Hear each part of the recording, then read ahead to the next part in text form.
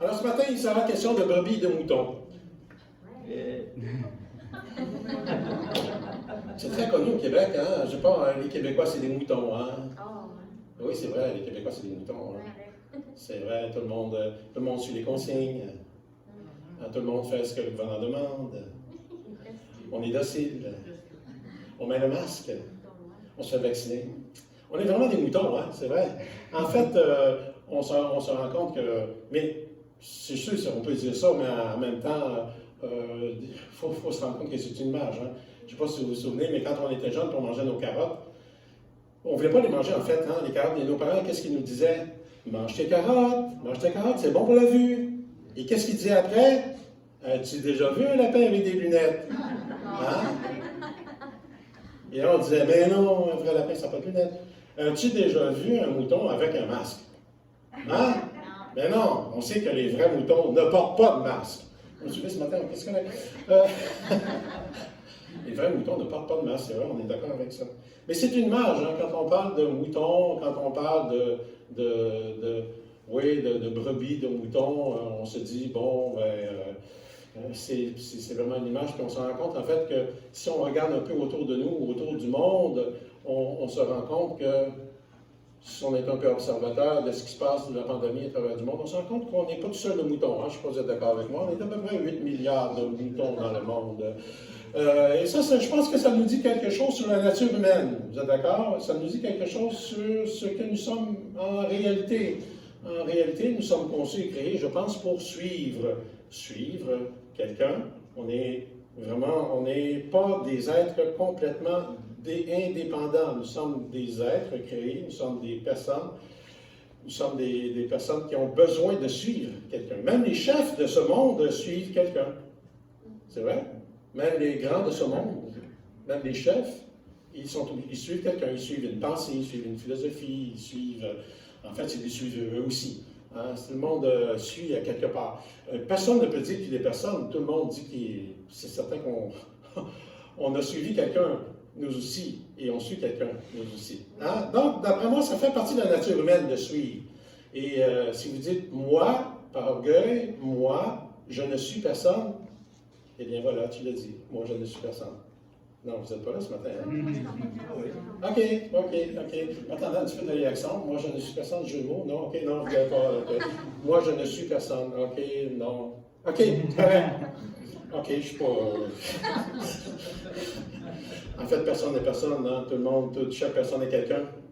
Parce qu'on a déjà suivi une personne. Alors, moi, j'ai suivi mes parents. J'ai suivi mon professeur. On a été créés pour suivre. C'est vrai. On a été créés pour avoir quelqu'un devant nous. Et l'important, un mouton se pose deux questions. Je pense qu'un mouton peut se poser deux questions. D'abord, où est-ce que celui qui me conduit va me mener? Où est-ce qu'il me conduit? Où est-ce que ça va aboutir, celui qui me mène, celui qui me conduit? Et deuxièmement, qui est-ce qui me conduit? C'est qui me conduit? C'est qui me mène? Et est-ce qu'il va être là tout le temps à m'accompagner, celui qui me mène? Et je pense que tous les moutons de la Terre doivent se poser cette question-là. Et je pense que c'est une bonne question à se poser. Vous pouvez dire, ben oui, OK? On se correct. On va voir ce matin, je vais dire, quel rapport il y a avec la justice? Quel rapport il y a avec notre thématique de justice? Il n'y en a pas. Oh, il y en a un. Il y en a un. Le rapport. Quel est le rapport?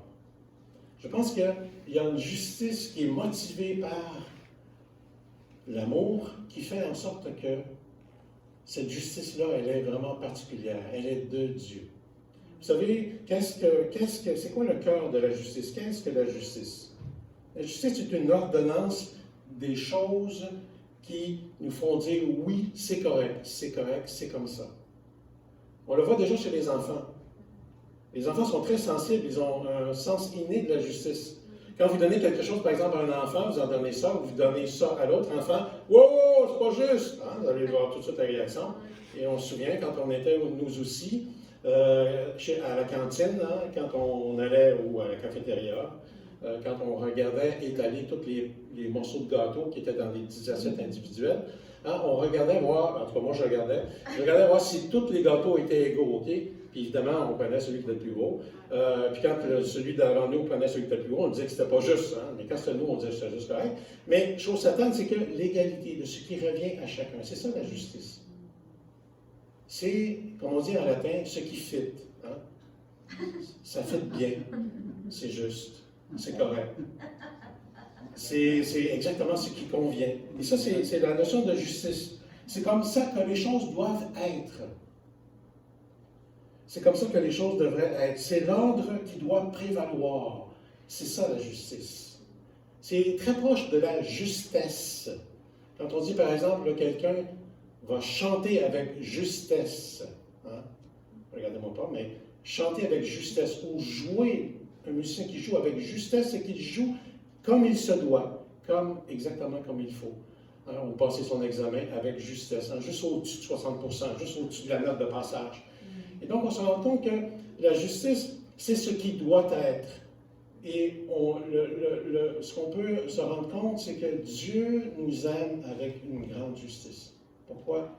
Parce que nous avons de la valeur. Nous avons une très grande valeur. Et dans ce sens-là, Dieu a tout fait ce qui est nécessaire, ce qui est juste pour sauver des êtres qui ont de la valeur. Et c'est là que on en revient à nos moutons. Parce que c'est là qu'on voit que Dieu a aimé son peuple, a aimé le monde avec une justice spéciale, avec une justice donc animée de son amour, mais aussi avec un amour qui est juste, avec un amour qui convient, qui est exactement adapté à ce que nous sommes pour nous sauver. Et cet amour qui est dirigé, conduit par la justice de Dieu, on le sait, on l'a chanté, on l'a entendu. C'est une justice qui va mener jusqu'à ce que notre Sauveur se donne pour ses brebis. C'est ce que nous allons voir ce matin. Alors, je vais à lire ce merveilleux texte. Ce texte qu'on retrouve dans l'Évangile de Jean, que vous connaissez probablement bien. C'est celui du texte qui parle du bon berger, Jésus comme étant le bon berger. Et on voit là, en fait, je dirais, les deux grandes vérités qui se rejoignent. Celle de la justice de Dieu et celle aussi de l'amour de Dieu. Et le point de jonction, vous me suivez toujours ce matin, hein, le point de jonction entre l'amour et la justice s'exprime par une chose bien particulière, c'est le fait de prendre soin. Dieu prend soin de nous. Et moi, je vois dans le soin que Dieu prend pour nous, je vois justement la conjugaison de l'amour et de la justice. C'est-à-dire que Dieu fait tout ce qui est nécessaire, fait tout ce qu'il faut pour nous sauver, et tout ce qu'il faut pour nous sauver et pour prendre soin de nous, ce sera d'aller jusqu'à mourir pour nous. C'est vraiment extraordinaire, c'est vraiment, je dirais, une justice qui n'est pas du tout froide ou détachée. Et ceux qui travaillent dans les milieux hospitaliers, hein, vous savez ce que c'est que prendre soin des gens. Prendre soin des gens, c'est pas simplement s'occuper des gens. Oui, c'est s'occuper des gens, mais prendre soin des gens, c'est beaucoup plus que ça. C'est rechercher le bien. On sait que parfois les infirmiers, les infirmières, tous ceux qui travaillent dans le milieu hospitalier sont tellement débordés qu'ils voudraient bien le faire, mais ils ne peuvent pas le faire. Ça dépasse parfois même les capacités de rechercher le bien. Et Dieu est comme ça. Dieu prend soin de nous. Il recherche le bien de chacun d'entre nous. Il ne s'occupe pas simplement de nous, mais il recherche ce qui va être bien pour nous. Et dans ce sens-là, Dieu est juste. Et dans ce sens-là, Dieu exprime son amour par sa justice. Et sa justice, elle est teintée, colorée par son amour. Et on le voit donc dans Jean chapitre 10, et je vais le lire pour vous, donc à partir du verset 1 jusqu'au verset 18. Vraiment, je vous l'assure, si quelqu'un n'entre pas par la porte dans l'enclos, où l'on parque les brebis, mais qu'il escalade le mur à un autre endroit, c'est un voleur, un brigand. Celui qui entre par la porte est, lui, le berger des brebis. Le gardien de l'enclos lui ouvre, les brebis écoutent sa voix, il appelle par leur nom celles qui lui appartiennent, et il les fait sortir de l'enclos. Quand il a conduit au dehors toutes celles qui sont à lui, il marche à leur tête et les brebis le suivent parce que sa voix leur est familière. Jamais elles ne suivront un étranger. Au contraire, elles fuiront loin de lui, car elles ne connaissent pas la voie des étrangers. Jésus leur raconta cette parabole, mais ils ne comprirent pas ce qu'il voulait leur dire. Alors il reprit. Vraiment, je vous l'assure, moi je suis la porte par où passent les brebis. Tous ceux qui sont venus avant moi étaient des voleurs et des brigands, mais les brebis ne les ont pas écoutés. C'est moi qui suis la porte. Celui qui entre par moi sera sauvé. Il pourra aller et venir librement et trouvera de quoi se nourrir. Le voleur vient seulement pour voler, pour tuer et pour détruire. Moi, je suis venu afin que les hommes aient la vie, une vie abondante. Moi, je suis le bon berger. Le bon berger donne sa vie pour ses brebis.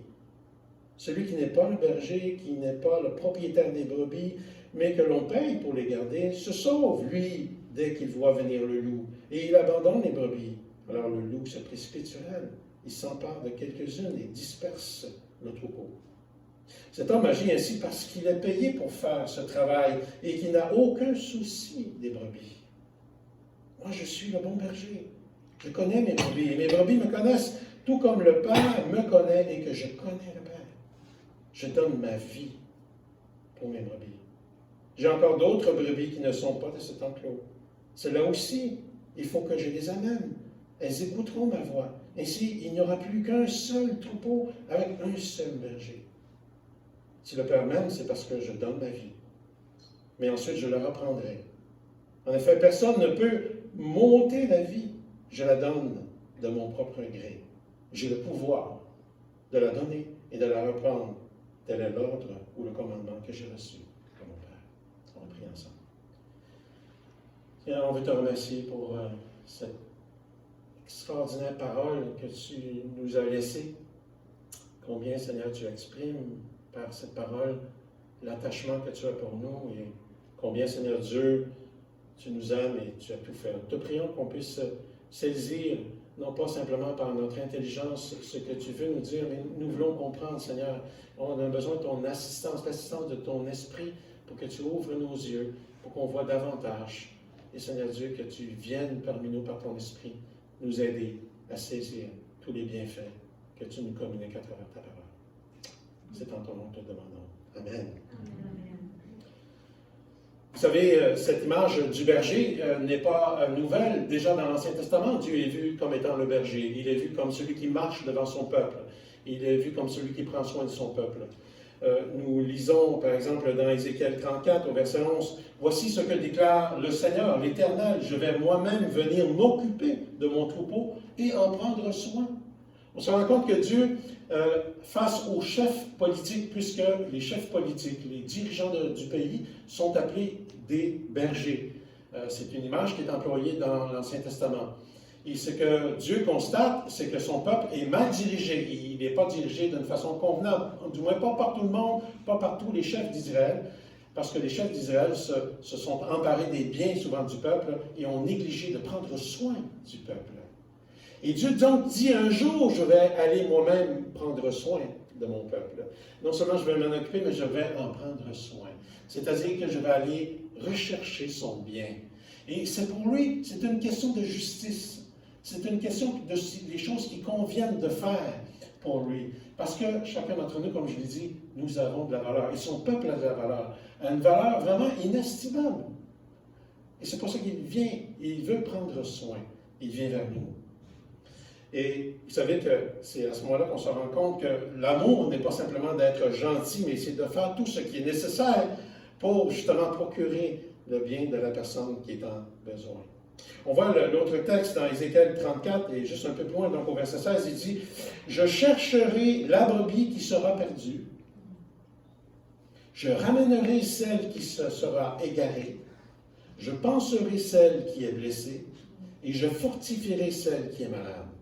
Mais je détruirai celle qui est grasse et forte, je les ferai paître avec équité ou avec justice. » On voit ici une gradation dans le soin que Dieu apporte à son peuple. Ça commence par « Je chercherai les brebis » ou la brebis qui sera perdue. La brebis qui s'est égarée, parce que c'est typique des moutons ou c'est typique des brebis que lorsqu'elles ne sont pas guidées, elles s'égarent, elles se perdent. Elles ont besoin d'être guidées, elles ont besoin d'être conduites. Et cela aussi, ça nous révèle quelque chose de notre nature humaine. Vous savez, ce n'est pas pour rien que je dirais que la Bible et Dieu emploie cette image de la brebis. Parce que l'être humain, lorsqu'il n'est pas conduit, il s'écarte, il se perd. Et le conducteur, c'est bien sûr notre Dieu, notre Créateur. Mais ce que Dieu dit ici, je chercherai la brebis qui sera égarée. C'est vraiment extraordinaire de voir le soin que Dieu prend. Et n'est-ce pas que ça nous rappelle une parabole que Jésus a dit, je ne suis pas venu pour ceux qui sont comme à l'aise ou qui se sentent bien, mais je suis venu chercher la brebis qui manque. Je compte 100 moutons dans mon troupeau, et s'il en manque une, qu'est-ce que Dieu dit? Je vais aller la chercher. Celle qui manque, elle est précieuse et je vais aller la chercher. Et Dieu, c'est le cœur de Dieu. Et c'est le cœur de Jésus.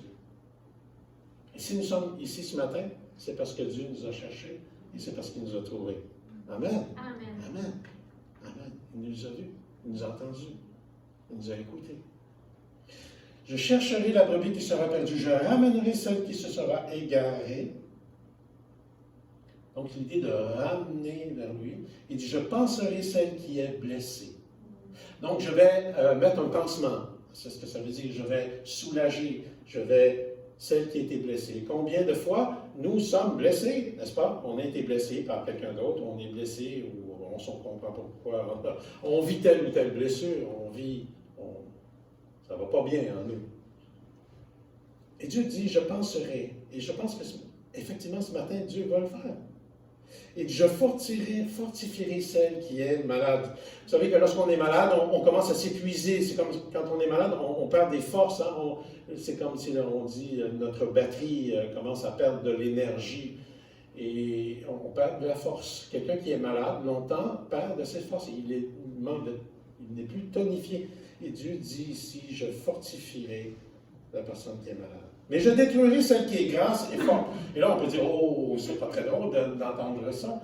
Et celle qui est grasse et forte, en fait, c'est qu'elle a profité des chefs, des mauvais bergers, qui ont exploité le peuple pour nourrir certaines brebis et de s'enrichir aux dépens des autres. Et c'est ce que ça veut dire. Donc, autrement dit, Dieu dit, je vais faire un jugement, je vais être juste. Et c'est pour ça qu'il ajoute, je les ferai paraître avec équité aussi, autrement dit, avec justice.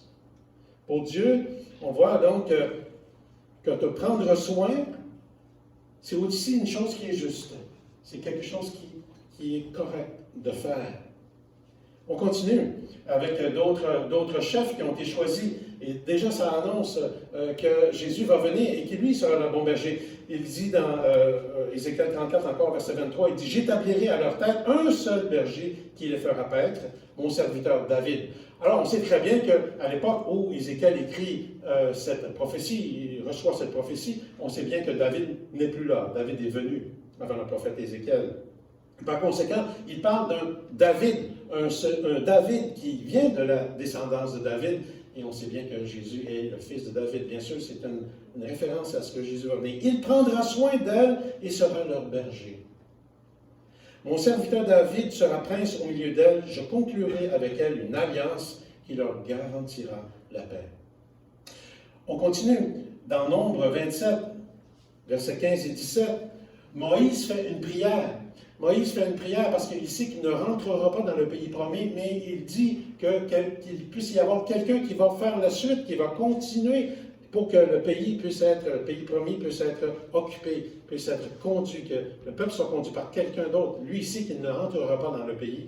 Et donc, il cherche un successeur, en quelque sorte. Et voilà ce que Moïse demande, que l'Éternel désigne un homme pour chef de la communauté. C'est là qu'on voit que les bergers, dans le Saint-Testament, étaient considérés comme des chefs, ou les chefs étaient considérés comme des bergers, afin que la communauté de l'Éternel ne soit pas comme un troupeau sans berger. Alors on comprend très bien que quand on arrive dans Jean chapitre 10, et que Jésus dit « Je suis le bon berger », eh bien voilà enfin celui que nous attendions. Et voilà celui qui doit diriger le monde. Voilà celui qui doit diriger et conduire avec justice et amour, l'être humain, ce que nous sommes, comment nous avons été créés. Nous avons besoin de suivre quelqu'un. Nous avons besoin d'un chef. Nous avons besoin de celui qui nous conduit. Nous avons besoin de mettre notre confiance dans celui qui est digne de confiance. Nous avons besoin de celui qui va prendre soin de nous dans ce cheminement, jusqu'au jour où on arrive complètement dans les verts pâturages. Nous avons besoin de lui. Nous avons besoin d'un bon berger. Amen? Amen. On a besoin d'un bon berger. Nous sommes tous des moutons. Celui qui dit qu'il n'est pas un mouton, ben c'est ça. En fait, il se trompe. Vous lui direz qu'il est bête. Mais, OK, ça va faire. On revient. J'aimerais qu'on regarde comment, justement, Jésus prend soin de nous.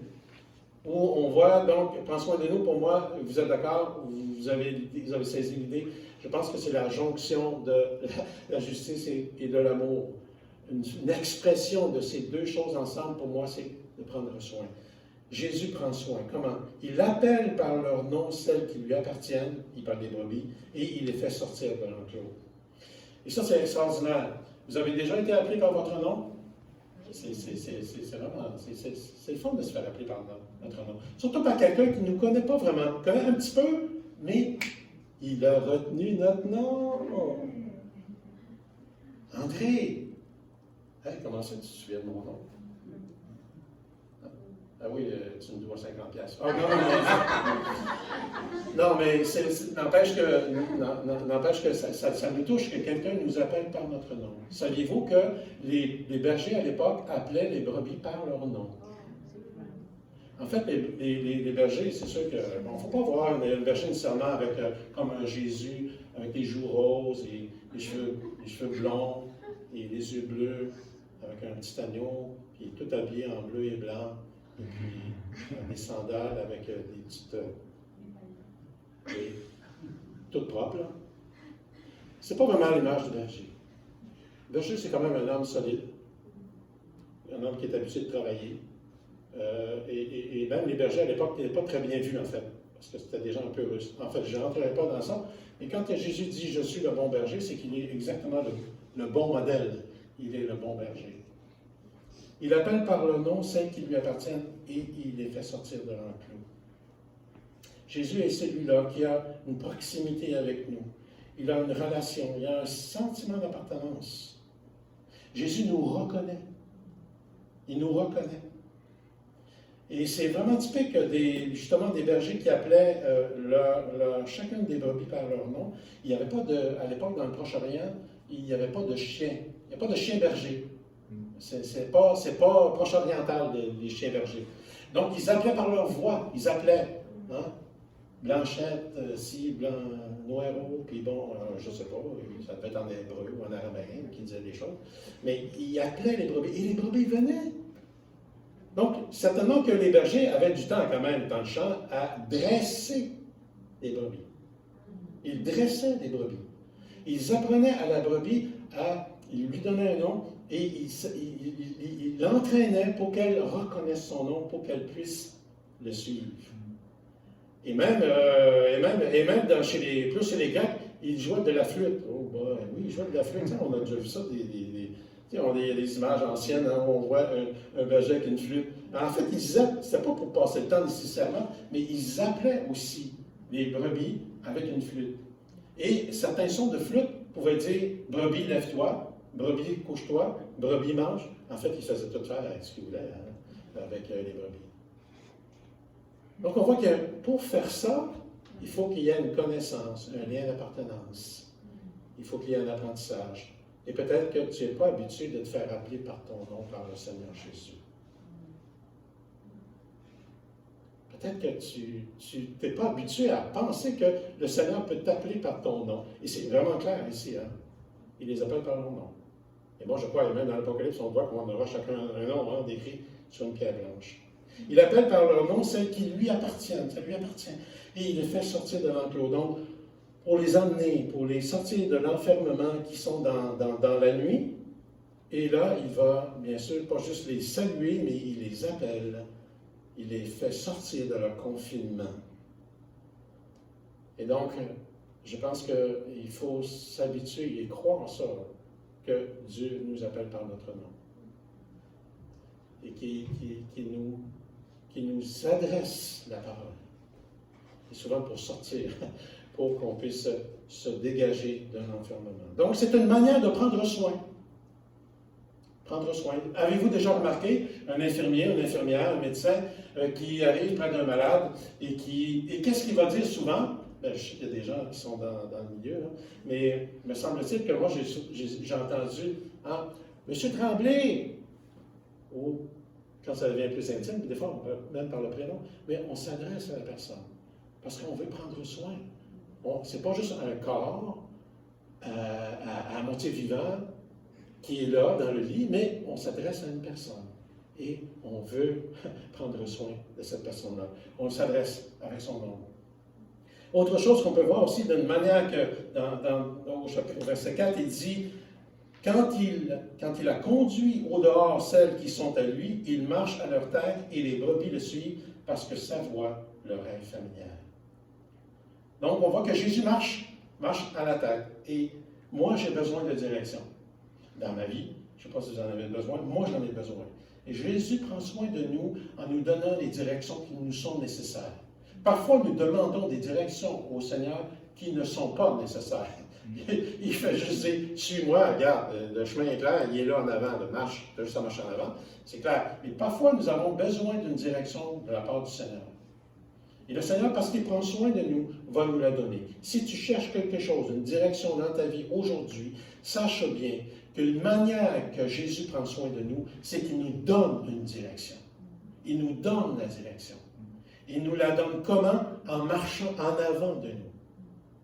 C'est-à-dire qu'à ce moment-là, ce qu'il faut faire, c'est de voir en quelque sorte Jésus en avant de nous. C'est de discerner où est-ce qu'il veut nous amener. Cela, c'est peut-être un langage peut-être qui vous paraît abstrait, mais c'est dans la mesure où l'on croit que Jésus prend soin de nous, que ces choses-là se vivent. Qu'on commence à expérimenter ces choses-là. Déjà, de croire que Dieu prend soin, que Jésus prend soin de nous, c'est déjà grand. Et il est juste qu'il le fasse.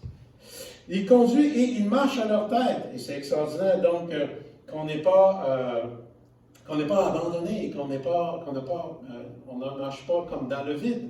Mais justement, on le suit, il marche à notre tête. Et les brebis le suivent parce que sa voix leur est familière.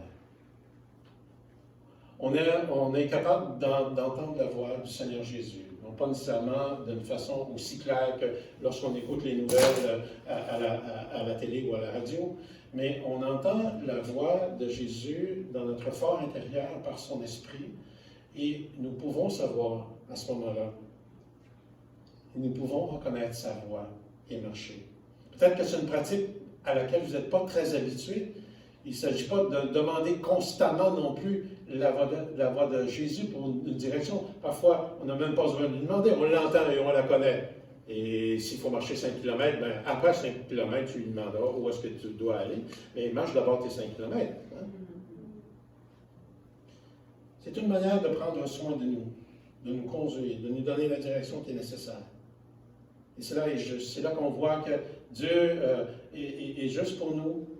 Il fait ce qui convient pour nous. Et il le fait parce qu'il est motivé par son amour. On continue, Jésus prend soin, c'est moi qui suis la porte, il dit. Celui qui entre par moi sera sauvé. Il pourra aller et venir librement. Il trouvera de quoi se nourrir. Alors Jésus a dit juste avant, au verset 5, qu'il y avait des enclos. On peut imaginer donc physiquement, il y a un enclos de pierre ou un enclos de branches, et on mettait plusieurs troupeaux dans le même enclos. Donc, on s'arrangeait pour fonctionner un peu comme en coopérative. Donc, plusieurs bergers mettaient plusieurs troupeaux dans le même enclos. Et lorsque le berger arrivait, soit qu'ils disent, bien, il y avait un portier, soit qu'ils disent, bien, OK, je te laisse passer parce que toi, tu es le berger, tu n'es pas un voleur, tu peux rentrer. Et là, le berger, ce qu'il faisait, c'est qu'il appelait ses brebis. Et parmi les brebis dispersées dans d'autres troupeaux, seules les brebis du berger sortaient de l'enclos. C'est ce que Jésus veut dire ici. C'est que non seulement il est le berger, mais aussi il est la porte. C'est par lui qu'entrent et sortent les brebis. C'est lui qui donne accès et c'est lui qui ouvre, il fait sortir librement. Et c'est extraordinaire de voir cette liberté qu'il nous donne. Elle dit, elle pourra aller et venir librement. Donc, elles peuvent rentrer dans l'enclos, elles peuvent sortir de l'enclos. Je pense qu'ils pouvaient le faire aussi, en suivant le berger, bien sûr. Et il trouvera de quoi se nourrir. Et ça, on parle bien sûr de nourriture spirituelle ici. Et prendre soin, c'est ça. C'est que Dieu, souvent, le Seigneur Jésus pourvoit, il met de la nourriture dans la mangeoire, mais on va manger ailleurs. C'est la nourriture spirituelle dont on a besoin. Hey, on entend tellement de bruit aujourd'hui. Tellement de bruit, tellement de bruit, tellement de bruit. Et on voit tellement d'images, tellement d'images, tellement d'images, qu'à un moment donné, on en a ras-le-bol de cette nourriture-là et qu'on a besoin d'une vraie nourriture spirituelle. Et il ne s'agit pas de s'en faire un fardeau, mais de demander, Seigneur, prends soin de moi, donne-moi la nourriture dont j'ai besoin. Donne-moi la nourriture. Et Jésus prend soin de nous. Il va nous donner la nourriture dont on a besoin. Psaume 23 dit, il nous conduit vers de verts pâturages. Il ne nous conduit pas dans de la roche, ni dans du sable ou dans des herbes qui sont séchées, mais il nous conduit vers des verts pâturages. C'est une recherche. Il prend soin de nous. Alors, il faut répondre à ce soin que Jésus a pour nous. Donc, on peut dire que ce n'est pas la nourriture qui manque. La nourriture n'est pas rare. La nourriture spirituelle, elle est là. Elle est fournie. Elle est présente. Mais encore faut-il aller au bon endroit et lui demander. Il trouvera de quoi se nourrir. Et ça, c'est vraiment important. Mais le soin de Jésus va aller encore plus loin. Et c'est ce qu'on voit au verset 10. Il dit, le voleur vient seulement pour voler, pour tuer, pour détruire. Moi, je suis venu afin que les hommes aient la vie, une vie abondante. Et vous savez que l'apôtre Jean, lorsqu'il écrit ça, il a écrit, évidemment, avant le chapitre 10, il a écrit le chapitre 9. Bon, disons qu'il a écrit le chapitre 9, OK? Juste avant, il y a une histoire extraordinaire au chapitre 9. C'est l'histoire de l'aveugle-né.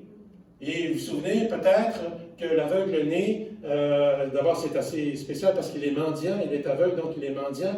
Et les disciples de Jésus disent, est-ce à cause de ses parents ou à cause de lui qu'il a ce malheur-là d'être aveugle? Et Jésus dit, ce n'est ni à cause des parents, ni à cause de lui, c'est pour montrer la gloire de Dieu. Et ce que Jésus fait, c'est qu'il guérit cet aveugle, et cet aveugle, donc, maintenant, voit, et il s'en va dire ça à tout le monde, et là, les pharisiens disent, qui est-ce qui t'a guéri? Vous connaissez peut-être l'histoire. Qui est-ce qui t'a guéri? Et là, il dit, je ne connais pas son nom, je ne sais pas c'est qui, mais en tout cas, il m'a guéri. Et finalement, on se rend compte que, à cause du fait qu'ils apprennent que c'est Jésus, ils excluent cet aveugle guéri, ils l'excluent de la synagogue. Et c'est le rapport ici. On voit bien que les voleurs et les brigands, ceux qui volent les brebis, ce sont des gens qui éloignent les brebis du Seigneur Jésus. Jésus a dit, moi, je n'exclus personne. Moi, je n'exclus personne. Je suis venu pour que les gens aient la vie et pour qu'ils aient la vie en abondance. Je ne suis pas, je dirais un peu comme de ces pharisiens qui ont tellement de règles et de lois qui fait que finalement, que si tu ne veux pas ces règles et ces lois-là, en fait, tu es exclu de la communauté. Jésus dit non, ce n'est pas ça la vraie vie. La vraie vie, moi, je l'offre et je la donne. Et c'est une vie abondante qu'il donne. C'est une vie éternelle qu'il donne. Oh, on est là, une vie éternelle, une vie qui continue. Amen. Une vie abondante, c'est ça. C'est une vie éternelle qui commence dès maintenant et qui continue. Ça, je dirais que c'est de prendre soin au max, au maximum. Quand on dit que Jésus cherche notre bien-être, notre bien, eh bien, il meurt pour que nous puissions avoir la vie abondante. Non pas seulement la vie qui commence déjà dès maintenant, mais qui se poursuit dans toute l'éternité. Et c'est pour ça que je vous disais que les moutons se posent deux questions. Le mouton se pose la question de dire, où est-ce qu'il m'amène, lui? Eh bien, Jésus dit, moi, je vous amène vers la vie abondante. Moi, je vous amène vers la vie éternelle. Et au trépas, je serai là. Au trépas, je serai présent. Au trépas, je serai avec toi. Au trépas, je te tiendrai la main. Au trépas, je suis avec toi. Et tu passeras ce passage, noir et ténébreux, et qui peut-être te fait peur, mais je suis le bon berger qui te tient la main et qui te conduit. Parce que la deuxième question, c'est la suivante. Ce n'est pas simplement où est-ce qu'il va me guider, mais qui est-ce qui me guide? Qui est-ce qui me conduit? Qui est-ce que je suis? Je suis celui qui donne sa vie pour moi. C'est ce que l'apôtre Paul dit dans Galates 2:20. Celui qui m'a aimé et qui est mort pour moi. Celui qui m'a aimé et qui est mort pour moi. Donc ce n'est plus moi qui vis, c'est Christ qui vit en moi. Il est ma justice. Alors Jésus dit donc, et on continue, moi je suis le bon berger donne sa vie pour ses brebis. Et il ajoute même, je donne ma vie pour mes brebis. Et c'est là qu'on voit que c'est un amour et un soin qui va jusqu'au sacrifice. Jésus, autrement dit, évidemment, Jésus n'est pas comme un berger qui dit, regarde, hello les brebis, je vais sauter en bas de la falaise, juste pour vous montrer que je vous aime, OK? Bien là, s'il saute en bas, bien là, c'est sûr qu'on n'aura plus de berger, hein? Ça n'a pas bien d'avance, hein? Je veux dire, c'est pas des bonnes intentions comme ça. Jésus dit, je donne ma vie pour vous, c'est-à-dire qu'à la place de vous, à votre place. Et ça, c'est extraordinaire. On ne peut pas aller plus loin que de prendre soin plus loin que ça. C'est qu'il va nous accorder, je dirais, la vie que nous ne méritons pas, comme on l'a chanté tantôt. C'est une justice qui nous est donnée. Un cadeau qui nous est donné. Un amour qui se donne parce que nous avons chacun d'entre nous la valeur, une valeur. Sinon, Jésus ne meurt pas, il ne serait pas mort pour quelque chose qui n'a pas de valeur. C'est ridicule. C'est parce qu'on a de la valeur qui est mort pour nous. Et donc, il tient à nous. Il prend soin de nous. Jésus prend soin, il continue, il dit au contraire, c'est lui l'employé, celui qui est engagé, quand il voit arriver le loup, et que, bon, ça va aussi longtemps qu'on n'a pas de problème, hein? On garde notre job jusqu'à temps que ça n'a pas de problème, hein? C'est comme ça dans la vie, hein? On garde notre job, puis quand on commence à avoir des problèmes, on pense peut-être quitter notre job. Et là, on voit que celui qui est employé, qui n'est pas le propriétaire des brebis, et qui voit arriver le loup, c'est ça le texte que dit, il voit arriver le loup, là, il commence à avoir peur. Là, c'est plus fun de garder des brebis, là. Là, il commence à avoir peur du loup, fait que là, il serre son cœur, OK? Il s'en va, il quitte. Parce que lui, il est payé. Ce n'est pas ses brebis. Hein? Ouais, il a eu sa peine, puis il s'en va. Et c'est ce qu'il dit ici. C'est un employé. Il n'a pas le souci des brebis.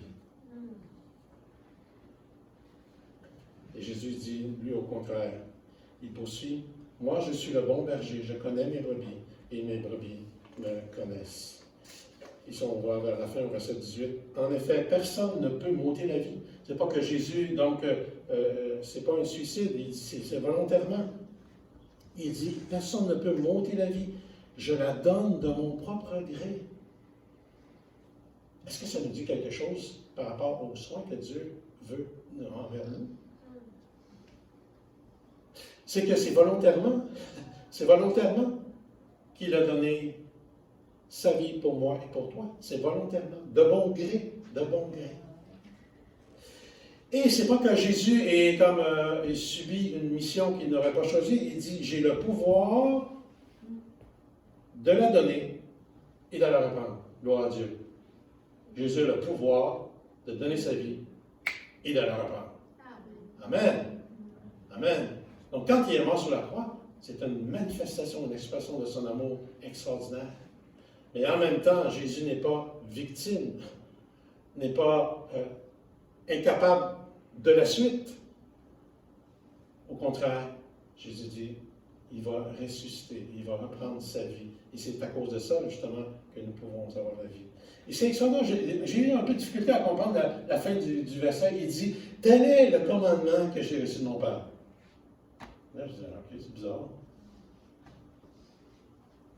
Bizarre, quand même. Je fais de plein gré, je donne ma vie de plein gré, je la reprends, et puis tel est le commandement. Et c'est là qu'on voit, je n'ai pas tout compris en fait, là. Je n'ai pas exactement tout compris, je vous laisse ça comme ça. Mais il dit, tel est le commandement que j'ai reçu de mon Père. C'est là qu'on voit encore une autre fois entre le fait que le contenu du commandement de Dieu, c'est d'aimer. Le contenu du commandement, c'est d'aimer. En fait, la loi et tous les commandements se résument à un seul commandement. C'est quoi? Tu aimeras ton Dieu et ton prochain comme toi-même. On se rend compte donc que le contenu de la loi, c'est l'amour, c'est d'aimer. Et qu'il n'y a pas de contradiction. Et c'est là qu'on voit encore une autre fois que la justice et l'amour se rencontrent ensemble. Il dit, je le fais parce que le Père me l'a demandé, mais je le fais, pourquoi? Pourquoi vous pensez que je le fais? Je le fais parce que j'aime mon Père. Voilà. Et donc, on peut certainement dire que donc, Dieu prend soin de nous, n'est-ce pas? Jésus prend soin de nous. Peut-être que ce matin, tu es... Il faut bien admettre que nous sommes des brebis. Ça, il faut comme à un moment donné le déclarer. Et j'invite Julien à s'approcher. Il faut bien admettre que nous sommes des brebis. C'est comme il y a un humoriste qui disait, à un moment donné, il faudrait peut-être admettre qu'on vieillit, puis qu'à un moment donné, on meurt. À un moment donné, mais je pense qu'il faut admettre aussi que nous sommes des brebis, que nous avons besoin d'un guide, que nous avons besoin d'être restaurés. Et c'est tout à fait normal. Même les chefs de ce monde ont besoin d'être restaurés. Aucun chef ne peut dire, je suis indépendant et autonome de toute aide et de tout conseil et de toute direction. C'est faux, c'est un mensonge. Mais l'idée, c'est de choisir le bon berger. C'est lui qui peut nous donner ce qui est nécessaire, peut prendre soin de nous. Et ce matin, on a lu en premier dans Ézéchiel. Je vais vous relire ce texte, qu'on trouve la description, en quelque sorte, de ce que Dieu dit qu'il va faire par rapport à ses brebis. Il dit qu'il guérit, je vais le trouver. Il dit, je chercherai la brebis qui sera perdue. Et peut-être que ce matin, tu es perdu en fait. Eh bien, Dieu fait entendre sa voix ce matin. Jésus fait entendre sa voix. Et tu peux être retrouvé par lui. Et peut-être que tu t'es égaré aussi. Non, on s'égare. Non, on s'égare. On est préoccupé par toutes sortes de choses. On est préoccupé par toutes sortes de nourriture spirituelle. On s'éloigne, on s'égare. On a perdu le bon chemin. On n'est plus sur le bon chemin. Mais Jésus dit, je ramènerai celle qui est égarée. Peut-être que tu es blessé aussi, tu es blessé dans ton être. C'est pas que tu es malade, complètement paralysé, mais tu as une blessure en toi. Tu as une blessure, tu as été blessé par quelqu'un, une mauvaise parole. Tu es blessé même peut-être par ta culpabilité. Ça va pas bien. Eh bien, le Seigneur dit qu'il va mettre un pansement et qu'il va guérir, soulager ta blessure. Et ça peut aller jusqu'à la maladie. Tu es malade. Tu es malade. Tu deviens comme, ça va pas bien, tu es à ce point, comme au lit. Tu es comme paralysé, tu ne peux pas aller plus loin, tu ne peux plus rentrer dans tes activités. Tu es... Moi, cette semaine, j'ai réfléchi, puis à un moment donné, quand je me parlais d'une proche, dès l'âge adulte, à un moment donné, j'ai dit, j'ai été dysfonctionnellement heureux. Des fois, il y a comme un bonheur, mais c'est dysfonctionnel, ça ne marche pas l'affaire. Et en fait, on est malade. Eh bien, Dieu va te fortifier. Je crois vraiment aux forces spirituelles, à la force de la vie spirituelle. Dieu peut fournir toutes sortes de moyens de grâce devant toi. Il peut te mettre à ta disposition des frères, des sœurs, l'Église, quoi que ce soit, il va mettre sur ton chemin pour que tu puisses être fortifié. Pourquoi? Parce que Dieu prend soin de nous d'une façon qui est juste et qui est animée par son amour. On va fermer nos yeux. Et ce que je vais vous demander, on ne peut pas faire grand-chose à cause du confinement et de la distanciation sociale. Mais là, nous sommes tous assis. Mais ce matin, si tu dis, j'ai besoin que Jésus prenne soin de moi. Il me l'a promis. Il a donné sa vie pour moi. Bien, j'aimerais on a les yeux fermés, mais toi, que tu puisses te lever. Tu puisses te lever de ta place, de ta chaise. Lève-toi maintenant. Et dis, oui, Seigneur, moi j'ai besoin que tu prennes soin de moi ce matin. Je sais que ça paraît déjà être vulnérable. Oui, c'est être vulnérable, mais combien c'est fortifiant. Lève-toi ce matin. Lève-toi ce matin. De dire, moi j'ai besoin d'être fortifié. J'ai besoin de sortir et d'entrer dans l'enclos librement. J'ai besoin de ta nourriture, Seigneur Jésus. Je suis fatigué de manger du fast-food que je lis sur les réseaux sociaux. Je suis tanné de manger du fast-food que j'entends, que je vois. Je veux manger la nourriture que toi, tu vas m'offrir. Eh bien, Seigneur, c'est une façon que Jésus veut prendre soin de toi ce matin. Eh bien, lève-toi. Si tu veux marcher et sortir librement. Si la voix de Jésus n'est pas familière pour toi, mais tu aimerais tellement l'entendre davantage, cette voix-là, eh bien, par la foi, manifeste ton désir de dire, je veux entendre ta voix, je veux que ta voix devienne pour moi familière. Eh bien, lève-toi ce matin. Lève-toi ce matin, il va prendre soin de toi. Il va t'appeler par ton nom. Il va t'appeler. Il ne va pas juste te saluer, il va t'appeler. Et il va te ramener à lui. Si quoi que ce soit tu as besoin de soins, et le Seigneur est là ce matin. Le Seigneur Jésus est là par son esprit. Il veut prendre soin de toi. Seigneur, tu connais les cœurs de chacun et de chacune ici ce matin. Tu connais en fait le nom de chacun et chacune de tes brebis qui sont ici ce matin. Et je sais que tu aimes tellement prendre soin. Et tu l'as démontré d'une façon évidente, Seigneur, en donnant ta vie et en voulant te donner la vie abondante. Seigneur, je te prie ce matin. Je te prie ce matin.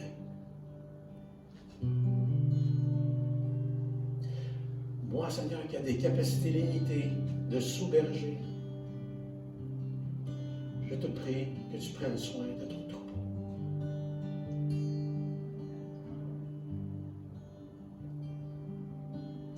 Prends soin de ton troupeau, Seigneur. Prends soin de tes brebis. Viens répondre, Seigneur Dieu, à leurs besoins maintenant. Viens prendre soin d'elle. Et que ton nom soit béni. Et conduis-nous tous ensemble, Seigneur, sur la même houlette, conduit par ton bâton, Seigneur Dieu, vers des pâturages dans lesquels on va se reposer. Que ton nom soit béni. Amen. Amen.